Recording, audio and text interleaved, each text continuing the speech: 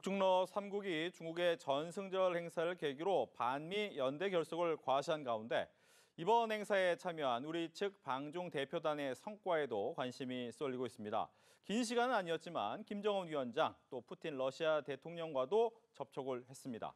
직접 중국을 다녀온 박정 더불어민주당 의원을 모시고 관련된 이야기 들어보겠습니다. 안녕하십니까? 네, 안녕하세요. 네, 지난달 말 특사단으로 한번 갔다 오시고 이번에 전승절 행사도 갔다 오시고 두 번을 최근에 연달아 다녀오셨는데 두 개 다 일정이 좀 다른 의미였던 거죠?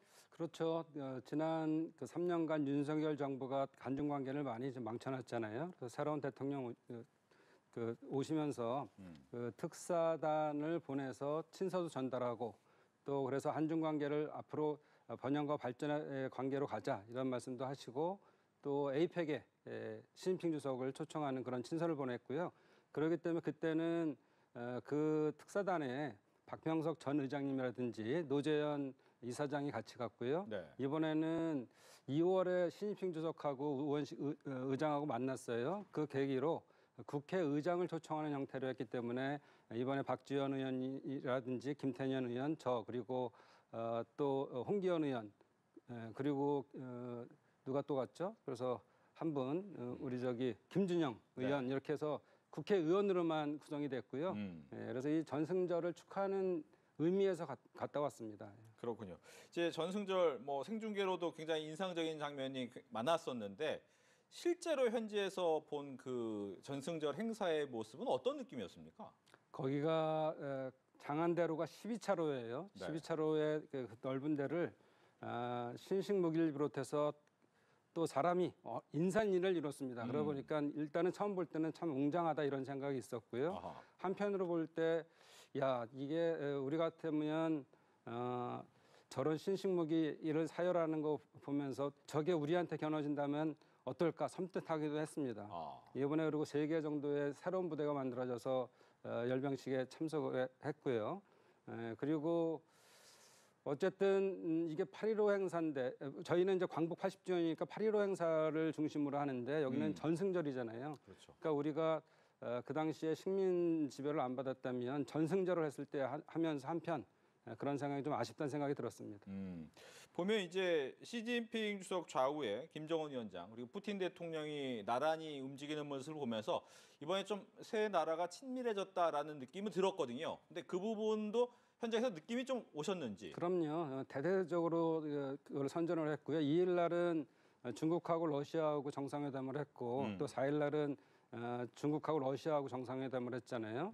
네. 단지 조금 안심할 수 있는 것은 세 나라가 동시에 정상회담은 안 했다. 그렇게 되면은 그동안 한미일 삼각 공조 네. 또 삼각 동맹까지도 갈 수 있는데 이렇게 되면은 결과적으로 뭉치는 서방 세계가 뭉치고 또 그 사회주의 계열이 또 뭉치는 거에 대해서 신냉전 시대로 가는 거 아니냐 이렇게 생각할 수 있는데 그건 극도로 자제한 것 같습니다. 중국이. 아하. 그러니까 어떻게 보면 너무 티나는 연대의 모습은 보여주지 않지만 밀착된 모습을 보였다라고 평가를 해주셨는데 그렇다면 북한이 66년 만에 이렇게 어떻게 보면 외부에 나와서 행사를 한 거잖아요. 이 부분은 어떻게 중국에서 받아들이던가요? 굉장히 신문에도 비행기 타면서 제가 보니까 일면에 아주 크게 실었어요. 늘 어떤 장면을 실느냐에 따라서의 중요도를 보는 건데 그렇죠. 바로 시진핑 주석하고 김정은 위원장하고 악수하고 이렇게 서 있는 모습을 찍었거든요. 그런데 이번에 보면 사실은 그동안 우크라이나 러시아 전쟁이 있으면서 사실은 러시아하고 북한이 너무나 밀접해 있었잖아요. 그렇죠. 또 무기도 제공하기도 하고 기술 교류도 하기도 하고 심지어 사람 인력을 보내서 경제적인 난도 타개하고 이런 것들이 있었는데 그 이후 이제 러우 전쟁이 끝나가니까 그러면은 러시아만 바라보고 할 수 있을까 이런 생각이 있었을 거예요. 북한에서는. 그러다 보니까 이 계기로 중국과 다시 조금 서먹했던 그 관계를 복원하자 이런 생각에 직접 참석하기로 한 것 같습니다. 예.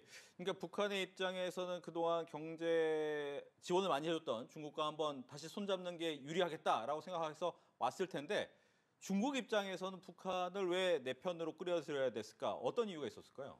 좀 전에 말씀드린 것처럼 러시아하고 북한이 너무 밀접해지니까 중국 입장에서는 그것이 한편 좋을 수도 있지만 불편하죠. 아하. 예, 자기가 좀 더 중심에 있어야 되고 컨트롤할 수 있어야 되는데 그 공간이 없었던 겁니다. 네. 그래서 이번에 우원식 의장이 푸틴을 잠깐 만났을 때 여러 가지 있었지만 앞으로 한국이 러시아하고의 관계를 좀 더 밀접히 해줘야지만 북한과 러시아의 관계가 조금 더 벌어질 수가 있고 그 사이에 중국이 들어갈 수도 있고 하는데 그 사이 이번에 전승절을 이용해서 북한을 오게 함으로써 북한이 필요로 하는 것들을 들어주는 입장 그리고 나서 다시 한번 이 외교의 중심에 있으려는 중국의 전술과 입장이 맞아떨어졌다 이렇게 볼 수 있습니다. 그렇군요.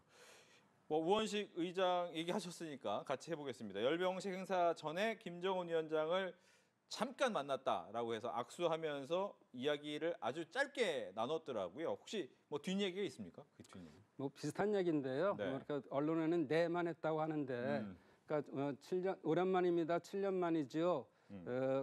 반갑습니다. 이렇게 얘기하니까 네. 그 김정은 위원장이 그 상황에서 네 오랜만입니다. 이 정도를 했다는데요. 그동안 3년 더 길게는 한 5년 동안 관계가 안 좋았는데 갑자기 보자마자 옛날에 한 번 본 사람이라고 아이 잘 지냈어요 이럴 수는 없잖아요. 그렇죠. 네.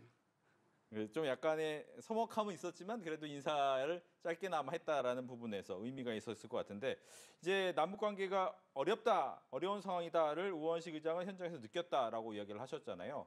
현장에서 본 느낌은 어떠셨습니까? 직접 본 남북 관계. 그렇죠. 옛날처럼에 돌아가기 위해서는 시간이 필요하다는 생각이 있고 또 남북 관계뿐만 아니라 전 세계에 대한 지금 상황이 복잡해요. 미중의 패권 대결이 있고 또 러시아 우크라이나 전쟁이 있고 이런 것들을 전체로 봤을 때 어떻게 풀어야 되는지에 대한 문제가 있을 텐데 네. 이게 남북 관계로만 해결되면 좋을 텐데 아마도 북한은 지난번에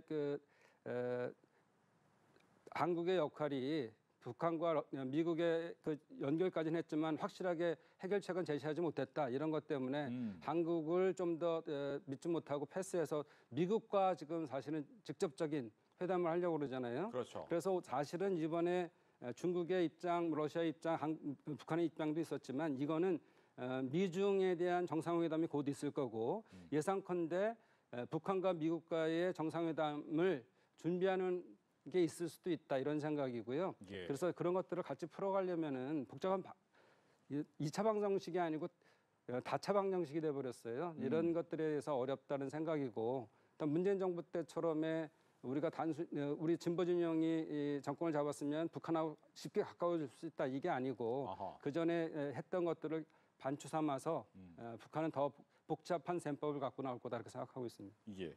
또 하나는 이제 푸틴 대통령에게 금강산행을 우원식 의장이 이야기를 했고 알겠다라고 화답을 했는데 이건 어떤 얘기입니까? 일단 그 전제가 있는데요. 러시아에서 한 130개 정도의 기업이 러우 전쟁 이후에도 떠나지 않고 있으니 그 기업들이 잘 활동할 수 있도록 도와주십시오 이런 얘기를 했어요. 우 의장이. 그랬더니 네, 잘 알고 있습니다. 그렇게 하겠습니다. 했고 갑자기 되려 남북 상황에 대해서 어떻게 생각하십니까? 이렇게 물어서 네. 의외였죠. 그러니까 남북 관계는 이 동북아에서도 평화에 굉장히 중요하고 그래서 이 번영과 발전의 관계로 가야 됩니다. 이렇게 얘기를 하고 그래서 푸틴이 우원식 의장한테 그러면 곧 조금 있으면 북한과 회담을 할 텐데 전해줄 말은 있습니까? 이렇게 물었다는 거예요. 그러면서 하나의 방법인데 내년도에 유네스코 그런 행사가 열리니 그걸 계기로 남쪽도 있고 북쪽도 이제 갔으면 좋겠다. 금강산도 동시에 이제 등재가 되니까 그러면서 그 팀들이 갈마 원산을 같이 갔으면 좋겠다. 왜냐하면은 북한에서는 지금 경제 제재로 인해서 여러 가지 경제가 어려우니까 관광을 통해서 뭘 해보려고 갈마 원산을 지금 개발 중이잖아요. 네. 이거는 미국도 흥미있어하고 또 특히나 푸틴에 있어서는 아주 좋은 흥미거리니까 그 관심사니까 흥미거리보다 그래서 얘기를 했고 전달하겠다 이렇게 했는데 전달했는지는 잘 모르겠습니다. 알겠습니다. 열병식 이후 열린 환영 리셉션 오찬장에 우리 측 물론 북한의 김여정 부부장도 참석을 했다라고 들었는데 뭐 북한의 다른 사람들과의 접촉은 있었습니까?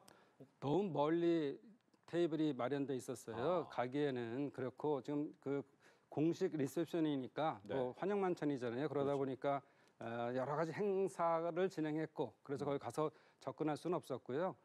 또 그 전에 저희가 열병식 중에 북한에서 온 최선희 외무상을 비롯해서 본인들 이렇게 앉아 있다가 나가서 동시에 같이 사진을 찍더라고요. 그래서 저희 쪽에서도 그 한 번은 접촉을 해봐야겠다는 생각에 저희도 사진 찍자 그랬더니 중국 측에서 좀 제재를 했는데 아. 그래도 양해를 구하고 내려가서 사진을 찍고 올라오면서 박지원 의원은 옛날에도 구면이니까 최선희 외무상 이렇게 불렀는데 그쪽에서 다 알고 있었겠죠. 저희 측에서 접촉할 것도. 그러니까 이렇게 앞에 중심을 바라보고 있다 고개를 쓱 돌리더라고요.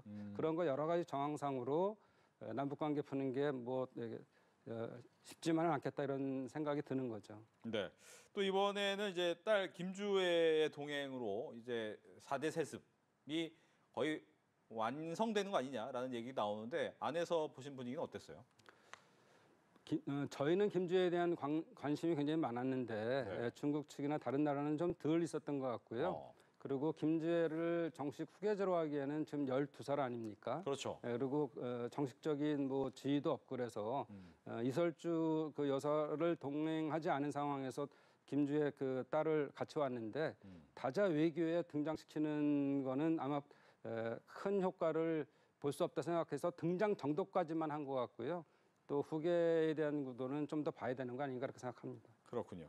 이제 어제는 우원식 의장을 비롯해서 의원님 등의 방중 대표단이 자오러지 전국 인민대표부 상무위원장을 만나서 현안에 대한 의견을 나눴다라고 들었습니다. 어떤 이야기를 하셨고 성과는 있었는지 궁금합니다. 예, 그 늘 우원식 의장과 시진핑 주석이 만났을 때부터 그렇지만 심지어 시진핑 주석은 내 안에 너 있고 너 안에 나 있다 이런 얘기를 했어요. 그거를 드라마에서나 나올 만한 얘기잖아요. 그렇죠. 그전 같으면은 이사갈 수 없는 좋은 이웃 이렇게 얘기를 했는데 워중요니 니중요 이러면서 중국어로는 그렇게 하면서 밀접한 관계를 가져가고 공급망이 흐트러지면 안 된다 이런 얘기를 했어요. 그런 거를 대부분 비슷한 얘기를 하고요.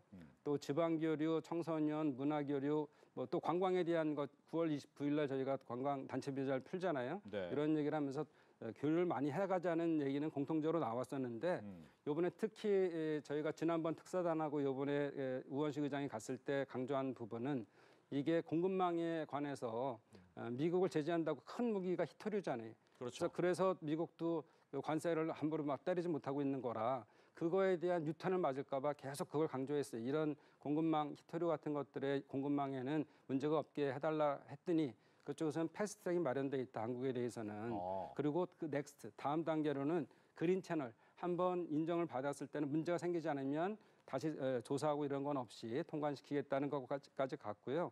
특히나 이번에 젊은이들한테 희소식이 될 수도 있는데 AI가 굉장히 중국이 앞서가지 않습니까? 네. 그래서 AI 등 친산업, 환경산업 이런 것들, 바이오 또 로봇 이런 분야에 대해서 새로운 두 나라가 협조해서 새로운 영역을 개척해서 이익을 나누자 이런 얘기를 많이 했어요. 네, 그런 것들은 미래지향적이라고 볼 수 있고 또 북한하고의 중국하고의 관계가 특수한 관계지만 경제에 있어서는 역시 우리나라가 중국하고는 또 그만큼의 특수한 관계가 아닌가 그렇게 생각합니다. 예. 또 하나 이제 에이펙에서 봅시다라고 시진핑 주석한테 얘기했더니 고개를 끄덕거렸다라고 하는 걸 보면 10월달에 오게 되는 건지 궁금합니다. 네, 전 100% 온다고 생각하고요. 이미 2월부터 그 우원식 의장하고 직접 만나서 그걸 물어봤더니 시진핑 주석은 이렇게 중요한 국제 행사에는 국가 수반으로서는 참석하는 게 당연한 의무다 이렇게 얘기를 했고요. 네, 그렇기 때문에 올 거라 생각하는데 단지 반중 시위나 이런 것들에 대해서는 우려하는 바들이 다른 관료들에 있어서 많더라고요. 네. 그래서 그런 부분은 저희가 특별히 잘 대처해야 될 것 같습니다. 예.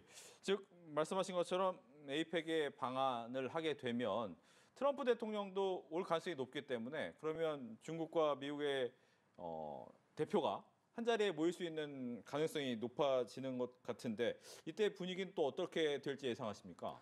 그래서 이번에 이재명 대통령이 이 전승절에 가지 않은 게 더 좋았다 저는 그렇게 생각하고요. 왜냐하면 외교 무대를 그 에이펙이라는 좋은 계기를 통해서 미국 대통령, 중국 시진핑 주석 그리고 심지어 이재명 대통령하고 트럼프 대통령이 같이 얘기했던 것처럼 북한 지도자도 만나고 이렇게 하자 그랬잖아요. 네. 그래서 외교 무대를 한국에서 가질 수 있는 게 굉장히 중요합니다. 네, 그래서 이거에 대한 대비를 많이 해야 되고요. 또 제 개인적인 생각은 트럼프 대통령이 보자고 했었는데 김정은 위원장한테 한국에서 좀 보고 싶다. 에이펙 와라. 이렇게 할 수 있는 게 됐으면 좋겠고 그런 지금 상황 관리를 잘해서 그 방향을 만들어가는 게 외교 아니겠어요? 그래서 그런 것들에 대한 것도 제시할 볼 필요가 있다고 생각합니다. 네. 끝으로 한 가지만 더 질문을 드리면 앞서 잠깐 말씀해 주셨지만 그래도 우리나라와 중국과의 경제 관계에 대해서는 계속 갖고 와야 될 부분이 있다라고 하셨잖아요. 근데 이제 앞서 이재명 대통령이 이제 더 이상 안미 경중을 할 수 없는 상황일 수도 있다에 대한 얘기를 했기 때문에 과연 그럼 우리나라는 뭐 중국과 미국 사이에서 어떤 외교 전략을 갖고 가야 되느냐 이 부분이 궁금합니다. 이번에는 그 한국과 미국이 그 전통적인 동맹을 안보 중심으로 놨잖아요. 근데 경제 동맹도 맺고 왔어요. 그렇기 때문에 안미 경중에 대한 문제는 중국에도 거꾸로 적용되는 거죠. 그동안에 중국하고는 경제만 중요시한 게 아니고 안보도 중요시하는 입장에서 같이 가야 된다. 이렇게 그렇게 다르게 해석할 수가 있습니다. 알겠습니다. 즉 중국과 미국 모두가 중요한 국가이기 때문에 거기에 대해서 각각 맞게 해야 된다라고 이야기를 듣겠습니다. 지금까지 중국을 이번에 직접 다녀오신 박정 더불어민주당 의원과 함께 이야기 나눠봤습니다. 오늘 얘기 잘 들었습니다. 네.